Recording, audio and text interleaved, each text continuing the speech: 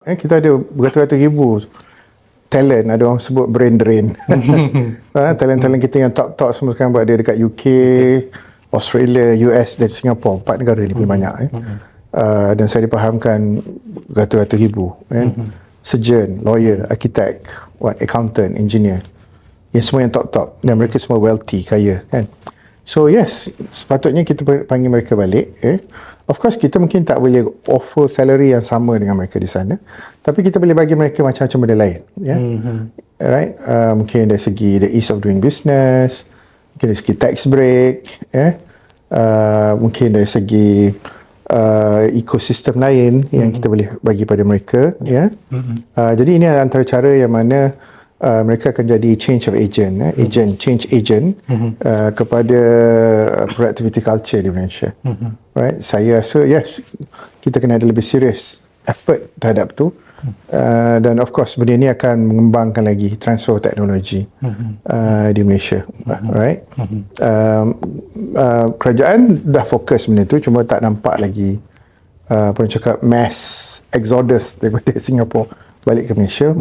Sebab tu saya tak nak model lama masih lagi ada kat Malaysia, yang mana kita pakai lagi low cost model, ambil Indonesia, Bangladesh kerja kita, kita semua kerja kat Singapura contoh. Right? Tapi yang peliknya Singapura, mereka pandai, mereka gunakan gaji yang murah rakyat kita, pada masa sama dia orang adalah high end economy. Right? Betul. That means they can do both. Kita pula tak berapa, belum lagi apa orang cakap strong tak konsep tu. Right? Sepatutnya kita kena pandai menggunakan rakyat-rakyat kita yang gaji murah daripada Singapura untuk boostkan certain sektor. Right? Jadi sektor AI ke sektor apa ke tak apalah ya. Jadi saya rasa yes, kita kena ada usaha untuk bawa lebih banyak Malaysia di luar sana, ya, bagi mereka sedikit non monetary perks dan sebagainya, dan expand the mid class of the economic structure. Bukan senang lah, tapi memerlukan banyak insentif lain yang kita kena bagi. Itu antara juga orang cakap apa, kaedah untuk kita cantikkan kita punya dementia Dato' Yes.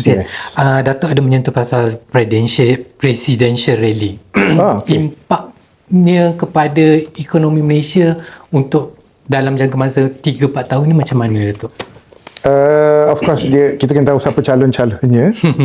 Candidate. Okay, US kita tahu dia always two-party system. Okay. This have happened before, right? And every 4 years berlaku. Kita kena pandai lah. Kalau Donald Trump, confrontation. Dia lebih kepada confrontational. Dia lebih kepada protectionism. Maksudnya kalau dia take over, tarif, cukai. Harga barang kan naik. Kan, tapi jadi rahmat di Malaysia. Minyak naik, bagus untuk kita. Kan, kalau minyak naik, kita memang kita akan gunakan sepenuhnya. Petronas akan lebih kaya, right? Syarikat minyak kita semua akan kaya, right?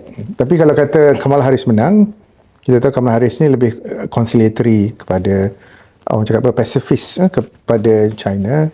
Mungkin confrontation tak berlaku, tetapi mereka lebih kepada green energy. Right? Mereka lebih kepada apa orang cakap, kepada benda-benda baru, teknologi baru yang kita kena harapkan. Jadi mungkin ini akan beri limpahan kepada renewable energy kat Malaysia. Umpamanya. Jadi apa pun yang berlaku, saya nampak US still allies, still rakan kita. Cuma kita kena cerdik bukan siapa yang menang sebenarnya. Dia sebenarnya adalah positioning US dalam dunia. So US ni dia nak jadi nombor 1. Betul. Dia tak gentleman, dia tak nak jadi nombor 2. Dia nak jadi nombor 1 at all times. Okay. Jadi kita kena faham konteks US. Nombor 1 sekarang threat mereka adalah China. So kita kena pandai main konteks decoupling daripada China. Okay. Alright.